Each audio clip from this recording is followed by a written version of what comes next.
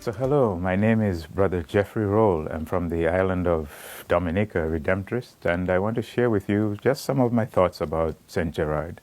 So who is St. Gerard for me? When I think of St. Gerard, what comes to mind is the tremendous love he had for God and how he wanted to give his life entirely for God. He had a saying that wherever he is, there the will of God will be done. Now, theologians will go into long discourses saying, is it possible for us to know really the will of God?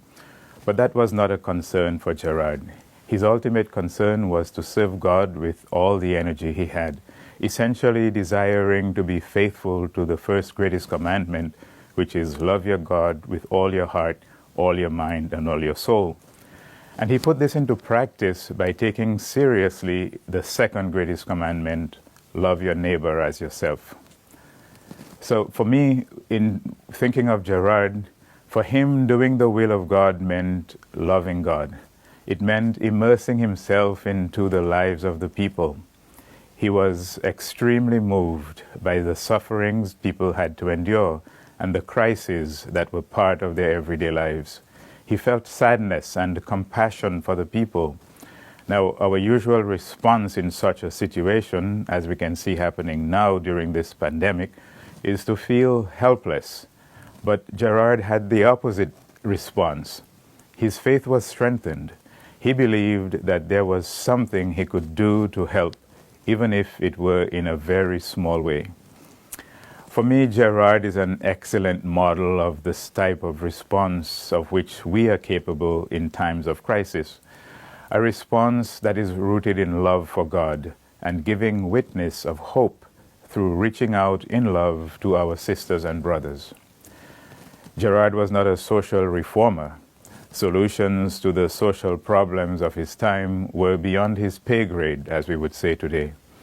But he, seeing the plight of the people, he began to accompany them by attending to the sick, by praying with families, feeding the hungry, by lifting the lowly with song, by praying for women undergoing difficult pregnancies.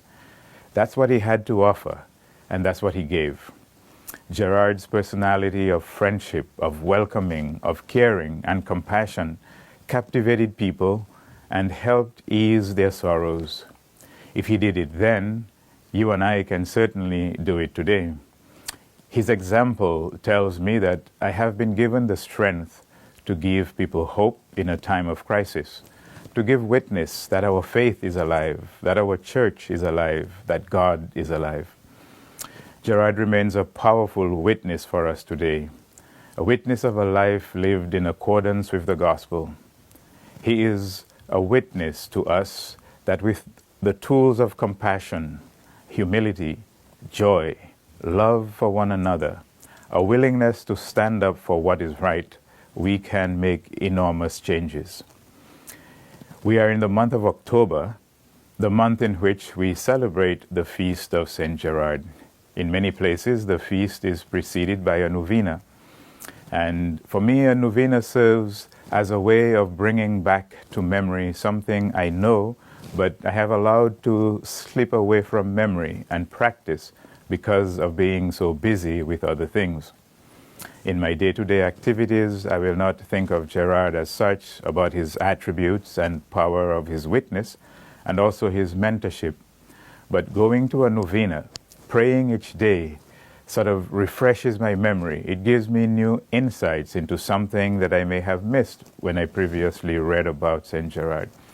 A novena for me is a kind of a Christian imagination muscle toning that keeps my faith and the capacity to practice that faith from going into atrophy.